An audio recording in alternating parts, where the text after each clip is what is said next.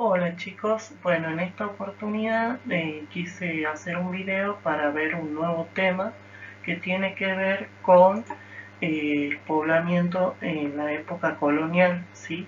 Y obviamente siempre centrándonos en la región del noroeste argentino y cómo lo vamos a trabajar a través del esquema fundacional de las ciudades, ¿sí? Y específicamente nos vamos a centrar en la fundación de nuestra provincia.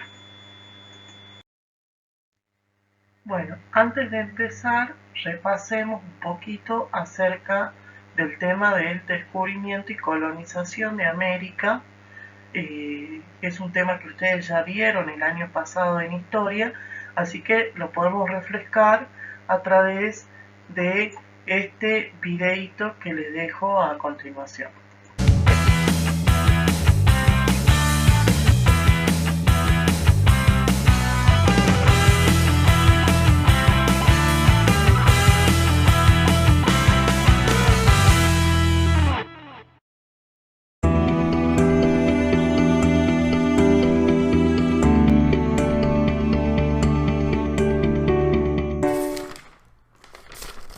Muy bien, un 8. Vamos a ver contigo. Hola, muy buenas queridos alumnos. Me encontraba en este momento aprovechando para corregir exámenes antes de que diésemos comienzo a nuestra clase. Dejaré la corrección de exámenes para otro momento, a pesar de que tengo una buena pila de pruebas por corregir. Menos mal que para corregir tengo un método infalible que me sirve para ahorrar tiempo. A ver, tú... aprobado. Tú... me caes bien, pero no tanto. Un 5. Cara, suspenso y cruz, aprobado. Suspenso. Lo siento. Qué buen examen ha hecho Ángela, le pondré un 9. Ah, no, que era María. Un 4,5. Bueno, venga, seré bueno. Un 4,75. Tú... suspenso, sí. Vale, los que caigan de aquí para allá, aprobados. Y los que caigan de aquí para allá, suspensos. Han caído muchos para allá. Vosotros, en medio... pues 4,5. Quillo, dime un número del 0 al 10. ¿4? Venga, vale. Pues un 4. Aprobado, venga. Un suspenso, por supuesto, por feo. Me quedan todavía 10 exámenes y va a empezar el fútbol ya mismo. Voy a tener que corregir al peso. Los que tengan más de 2 hojas, aprobado. Y con este terminé. Muy bien, ¿veis? Me acabo de quitar toda la pila de exámenes en un momento. Y sobre todo, corrigiendo con justicia. Estos son los aprobados y estos son los suspensos. Anda, este no ha puesto su nombre con acento. A la pila de suspensos. En la clase de hoy vamos a hablar del descubrimiento de América por parte de la Corona de Castilla y de la colonización que va a producirse después del descubrimiento con personajes tan importantes en la historia como Hernán Cortés y Pizarro. Pero antes de nada tenemos que saber que este vídeo se titula...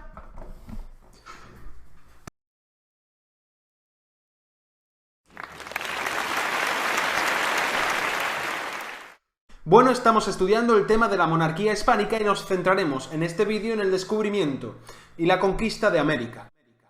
Ya hemos estudiado en vídeos anteriores cómo en el siglo XV las potencias europeas como Portugal y Castilla van a lanzarse al Atlántico para conquistar y descubrir anteriormente nuevos territorios.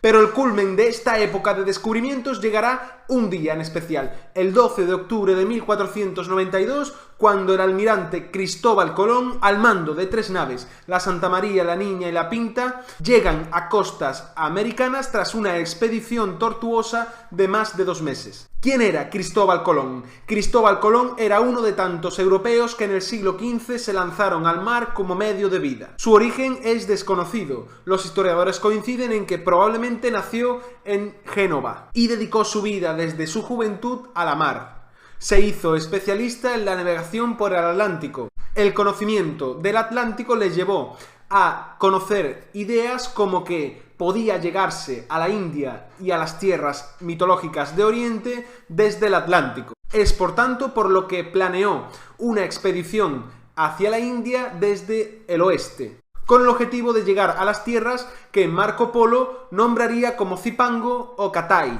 Japón y China respectivamente. Esta expedición fue primero ofrecida al rey Juan II de Portugal, el cual, afortunadamente para Castilla y para el destino de toda España, rechazaría. Luego, tras unas arduas negociaciones, Cristóbal Colón pudo entrevistarse con la reina Isabel de Castilla en Santa Fe, ciudad muy cercana a Granada, en diciembre del año 1491, mientras los reyes católicos estaban terminando de conquistar Granada. Isabel y Cristóbal Colón se encontraron y finalmente el almirante pudo convencer a la reina para que sufragase su expedición. Todo ello se produjo en las llamadas capitulaciones de Santa Fe. El 3 de agosto de 1492, Cristóbal Colón, al mando de una gran tripulación de hombres y de 3 naves, se embarcaron hacia el oeste.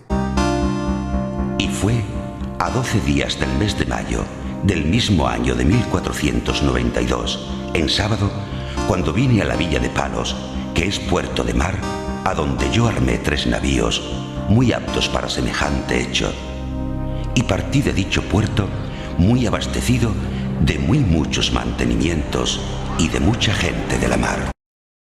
Y tras un tortuoso viaje, el marinero Rodrigo de Triana fue el primero en avistar tierra. ¡Tierra a la vista!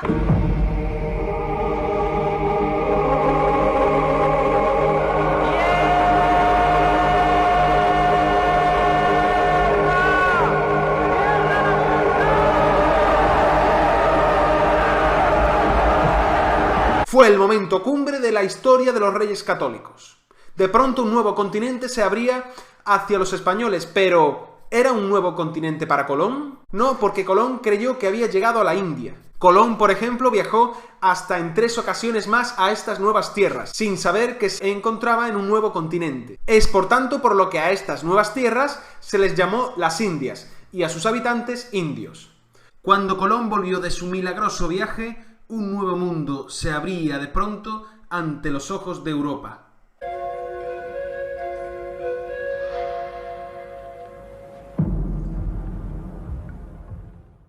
¿Cuándo fueron estas nuevas tierras consideradas como un nuevo continente? Cuando cartógrafos y geógrafos fueron a estos nuevos territorios para explorarlos y analizarlos. Es el caso, por ejemplo, de Amerigo Vespucci, un explorador italiano que fue uno de los primeros en considerar a estas nuevas tierras como un nuevo continente. Coinciden los historiadores en que esta es la razón por la que al nuevo continente se le llamó América. A partir de los viajes de Colón, la monarquía hispánica reclamó estos nuevos territorios, los cuales exploró y conquistó junto a Portugal. ¿Cuándo se pusieron de acuerdo Castilla y Portugal? Pues en el llamado Tratado de Tordesillas, en el año 1494, en el que ambos reinos trazaron una línea divisoria en el Atlántico y dividieron hacia el oeste para Castilla y hacia el este para Portugal.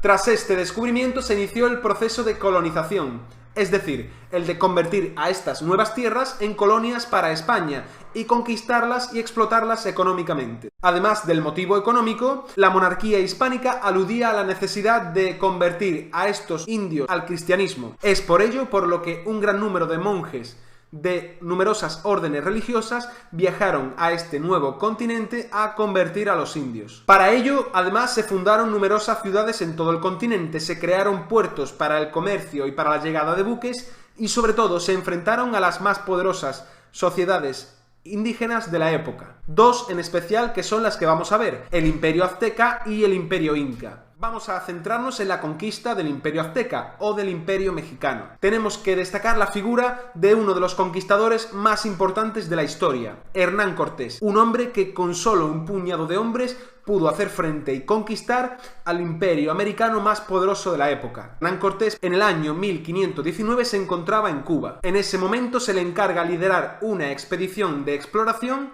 en las costas mexicanas. Cuando Hernán Cortés arribó a costas mexicanas, se encontró con que numerosos pueblos vecinos del Imperio Azteca eran enemigos de estos.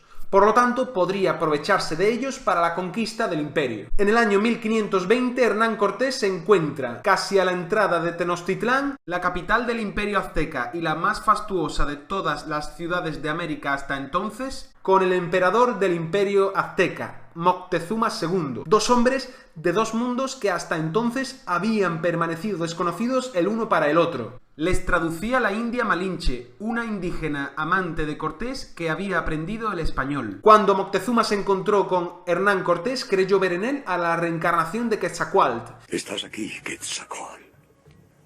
Os agradezco, gran señor, que hayáis mantenido vivo nuestro recuerdo durante tantos siglos. Los españoles y Hernán Cortés se asentaron en la ciudad, pero de pronto sus habitantes comenzaron a recelar de las verdaderas intenciones de los visitantes. No dejes que el pie del extranjero oprima nuestro pecho. Escucha la voz de tu pueblo en tu corazón. Pero a pesar de ello, Moctezuma fue asesinado por sus propios súbditos el 29 de junio del año 1520 y los españoles tuvieron que huir a toda prisa de la ciudad. Hernán Cortés no tardó en volver a la ciudad con un ejército para conquistarla, y en el año 1521 logró hacerse con el control de la ciudad y con ello la de todo el imperio azteca, que sucumbió ante la caída de su capital.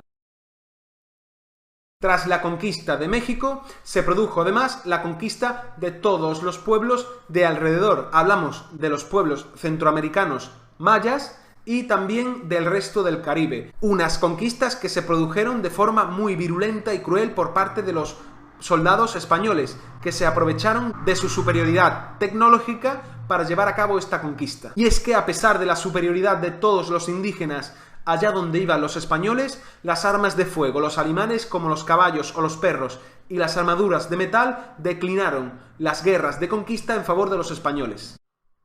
Otro de los grandes hitos de la conquista de América ocurrió 10 años después de la conquista del Imperio Azteca. En el año 1532, Francisco Pizarro, también al mando de varios centenares de hombres, se enfrentaron al más poderoso de los imperios americanos del sur, el Imperio Inca, cuya capital era Cuzco y que se encontraba al mando del Inca Atahualpa. Francisco Pizarro, con apenas 200 hombres, luchó contra el Imperio Inca y, al igual que Hernán Cortés, se valió no solo de su superioridad tecnológica, sino también de su astucia, aprovechando la debilidad política de un imperio que se encontraba en luchas sucesorias entre herederos al trono. Engañó al emperador Atahualpa hasta secuestrarlo y darle muerte, y tras ello se hizo con el control de todo el imperio. ¿Qué ocurría tras las conquistas de sus imperios? Pues los españoles fueron aplicando en estos territorios las mismas leyes que en Castilla, creándose para ello unas nuevas instituciones. En España se crearon primero el Consejo de Indias, el cual era el encargado de las colonias en España. Asimismo también se creó la Casa de Contratación, la cual regulaba el comercio con las Indias. Todo ello con sede en Sevilla, porque Sevilla se convirtió en el puerto de Indias, aquella ciudad que servía de enlace entre América y España. Asimismo, en América se crearon unas instituciones de gobierno llamadas virreinatos, las cuales eran gobernadas por un virrey, que solía ser un noble castellano y que simulaban ser una monarquía. Fueron dos los virreinatos que se instauraron primeramente en América, el de Nueva España, que corresponde al Imperio Azteca, y el del Perú, correspondiente al Imperio Inca.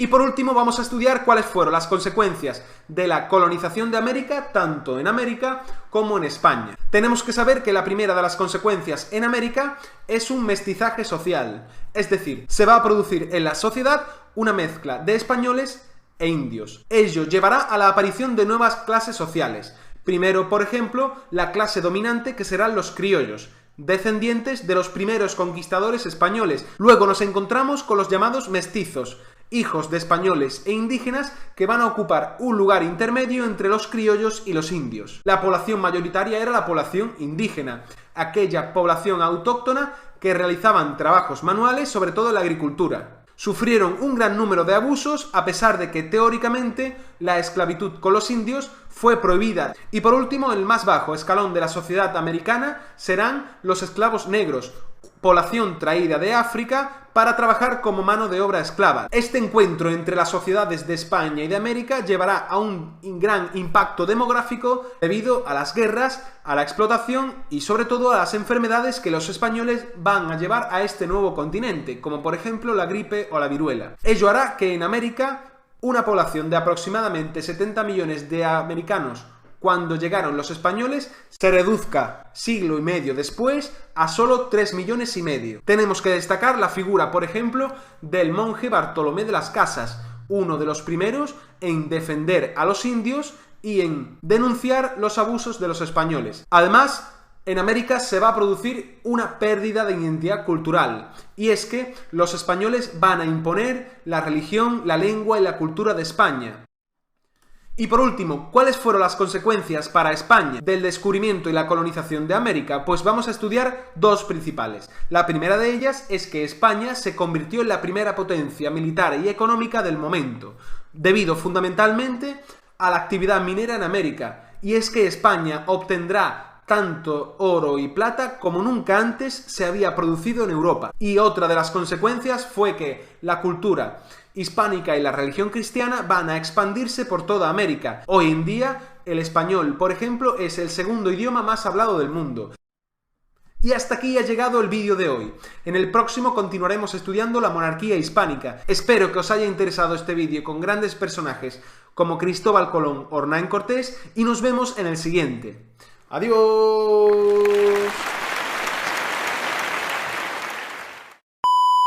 Profe, una pregunta.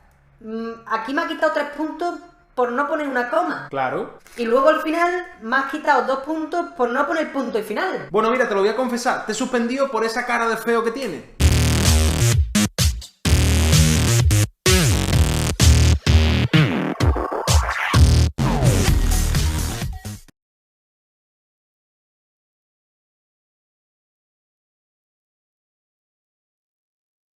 Bien, la conquista de nuestro territorio se dio desde distintas direcciones, ¿sí? O distintas corrientes también. Tenemos la corriente del este, la corriente del norte y la corriente del oeste. La corriente del este, que provenía desde Europa, que atravesó el Océano Atlántico e ingresó por el Río de la Plata, recorrió toda la región del litoral. Tenía por objetivo romper el aislamiento paraguayo y también apostaba por la fundación de un puerto en la costa atlántica. Este puerto terminó siendo la ciudad de Buenos Aires. La corriente del norte provenía del Alto Perú, actual Bolivia, y se proponía buscar fuentes de aprovisionamiento para las minas de Potosí y asegurar de este modo la continuidad de la extracción de la plata. Además, aspiraba a encontrar una salida al Atlántico, vía más corta para el envío de la riqueza a España. La corriente de Chile, inicialmente dependiente de Lima, intentó crear un cerco de poblaciones al otro lado de la cordillera para defender a las ciudades chilenas del ataque de los indios, en especial de los araucanos, y las rutas de comercio al Perú. Luego terminó por tener sus propios intereses y procuró expandirse por su cuenta hacia el Atlántico.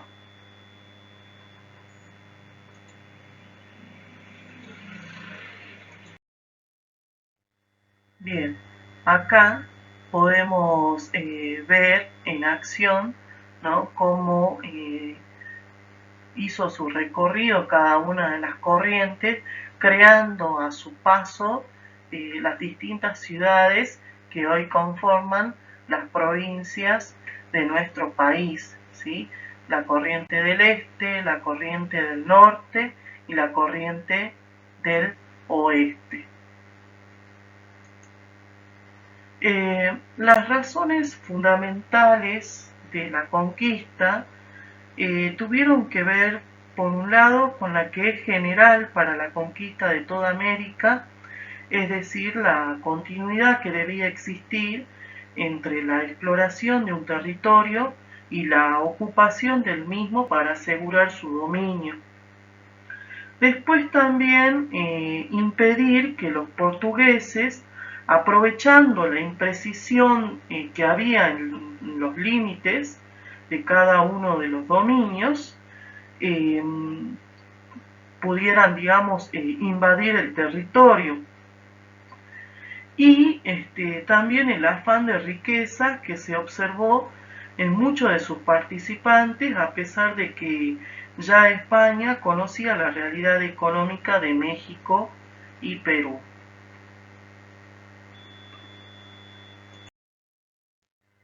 Ahora podremos preguntarnos cómo veían a nuestro territorio los españoles.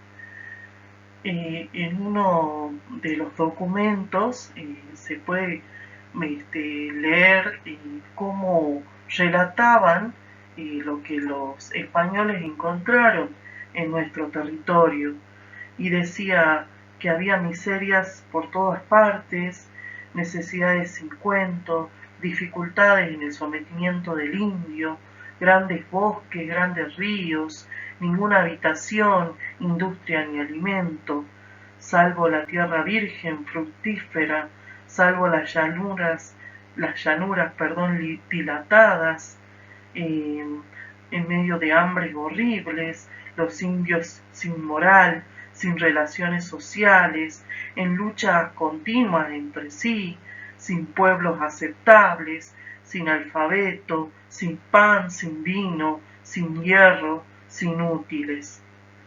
Esta es la expresión que realizó uno de los españoles que vino en su empresa a estas tierras.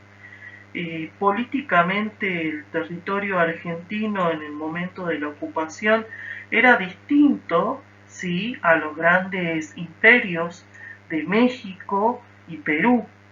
En estas latitudes se constituyeron en unidades políticas mucho más pequeñas. Las regiones argentinas formaban tantas individualidades como tribus. Se daba el caso de que grupos pertenecientes a un mismo tronco eran enemigos entre sí, y allí entraba la diferencia con la conquista en México y en Perú.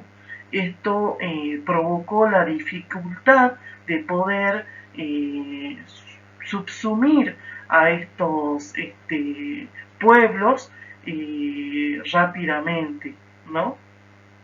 Ya que resistieron muy fuerte al dominio español. Socialmente las tribus argentinas eran semisalvajes, algunos eran nómades, otros vivían en pequeños poblados. Su ocupación principal era la guerra, estaban sumamente preparados para ello. Algunos practicaban la agricultura en forma rudimentaria, se alimentaban también de la caza, de la pesca. El establecimiento de poblaciones españolas acá exigió grandes hazañas, no solo para su fundación, sino para el sostenimiento y la consolidación definitiva de la conquista. Salta está enclavado en el centro de la región que ellos denominaron Tucumán, ¿no? Era un lugar estratégico porque era un paso obligado, sobre todo hacia el Alto Perú. Entonces empezaron a realizarse expediciones a la región con la idea, por supuesto, de fundar ciudades. La primera expedición fue la de Diego de Almagro, que salió de Cusco en 1535, pero su intención en realidad era llegar hacia Chile. Luego, otra de las expediciones importantes fue la de Diego de Rojas en 1543, quien no llegó a fundar ningún territorio. Y otra de las expediciones es la de Juan Núñez del Prado en 1549, que tuvo como función fundamental fundar específicamente una ciudad en la región del Tucumán. Y Juan Núñez del Prado es el que va a fundar el pueblo del Barco, que va a tener distintos traslados, el barco 1, el barco 2, el barco 3 y finalmente la ciudad de Santiago del Estero. Fundar una ciudad en estas latitudes no era fácil, ya que los indígenas presentaron luchas sin descanso en esta región. La fundación de Salta estuvo incluida dentro de la política fundacional de Virrey Toledo. En 1569 llegó al Perú como virrey don Francisco de Toledo y Figueroa y realizó toda una obra fundacional en la región y fue muy famoso por ello. Tuvo muchos réditos de la corona española por su política. Toledo, al ver la realidad de la jurisdicción, esbozó una teoría y planteó un programa de erección de ciudades y de campañas en contra del indígena que se estaban convirtiendo en una amenaza para el equilibrio de la conquista. Él decía que antes de debilitarse en campañas nuevas, había que consolidar el espacio ya existente y asegurar las regiones conquistadas, fundar nuevas ciudades entre los centros ya asentados. Él dice que esto, que es lo que generaría, facilitaría el comercio y el paso libre entre los pueblos. Esto se empezó a concretar recién a partir de 1581, cuando él dio inicio a su plan, le dio instrucciones a los gobernadores del Tucumán, pero esto tardó porque existieron diferencias ideológicas entre los gobernadores. Y Lerma, como gobernador de Santiago del Estero, inició el proceso en 1581. Bien, cuando Lerma inició el proceso apareció una cuestión, ¿sí? Entonces reunió el Cabildo de Santiago para consultar mediante un plebiscito el lugar donde debería levantarse la nueva ciudad. Entonces la cuestión estaba en ver o analizar si en los valles calchaquíes o en el valle de Salta. La mayoría se puso a favor de Salta. Fue un solo voto, digamos, a favor, porque fueron 14 contra 13. Los fundamentos de los partidarios de Salta decían que en los valles calchaquíes habían demasiados indígenas y además hablaban no de la belicosidad de esos indígenas y plantearon a Salta como la indicada por estar en el paso real hacia el Alto Perú. Mientras que los que defendían en los valles calchaquíes decían que sí, la abundancia de indígenas estaba en el Valle Calchaquí, pero eso facilitaría la obtención del tributo. Y además hablaban de la fertilidad de ese suelo y el hallazgo de minas de oro en esa región. Pero bueno, terminó quedando la ciudad de Salta elegida, perdón, no la ciudad en ese momento no era la ciudad, pero sí la región del Valle de Salta, la elegida para fundar la nueva ciudad. Entonces Lerma preparó minuciosamente los recursos y los hombres necesarios para planear la campaña durante todo el año de 1581.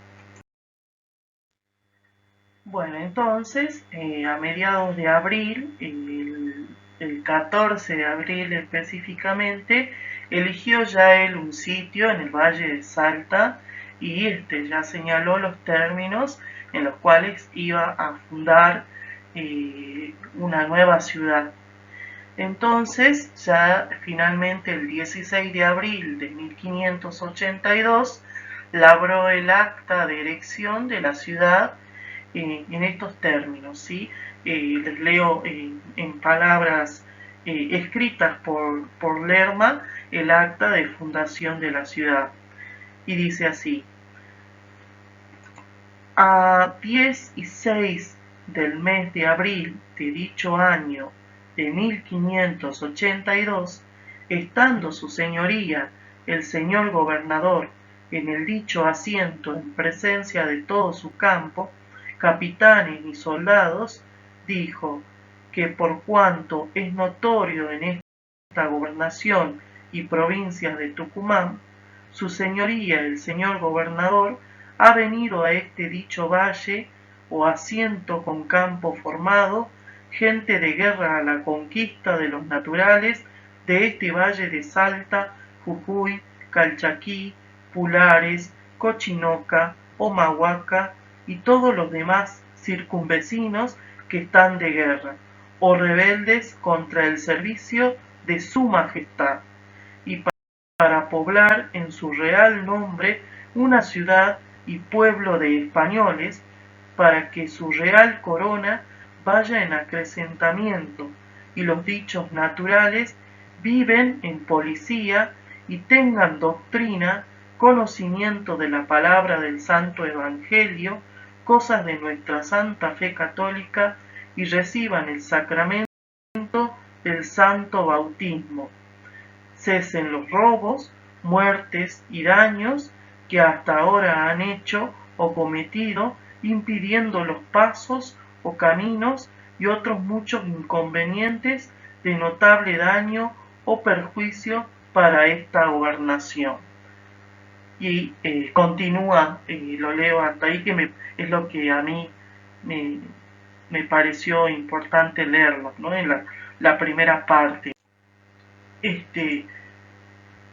Lerma fue el primer gobernador que le legó el apellido a un pueblo.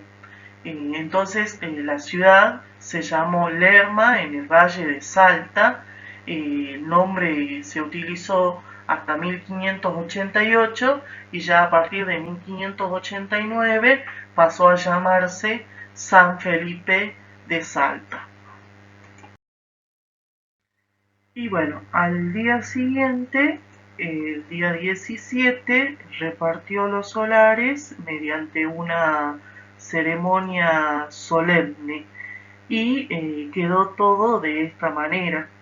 Le dio 2 solares para la iglesia matriz, 2 junto a ella para el obispo, una cuadra para la plaza, otra para él mismo, una para la casa del convento de San Francisco y otra para el cabildo y para la cárcel. También organizó el cabildo y lo dotó de un reglamento establecido para la renovación de sus miembros, que sería en sesión secreta, todos los primeros de enero de cada año, que se harían después de la misa, nombrando a 2 alcaldes y 6 regidores. Luego de la fundación, una vez asentada ya la población, el licenciado Hernando de Lerma se retiró a Santiago del Estero, de donde él era gobernador, y dejó como teniente gobernador y justicia mayor de la ciudad al capitán Antonio de Alfaro. Bueno, chicos, esto es todo por hoy. Espero que les haya gustado. Muchas gracias por su atención. Nos vemos en la próxima.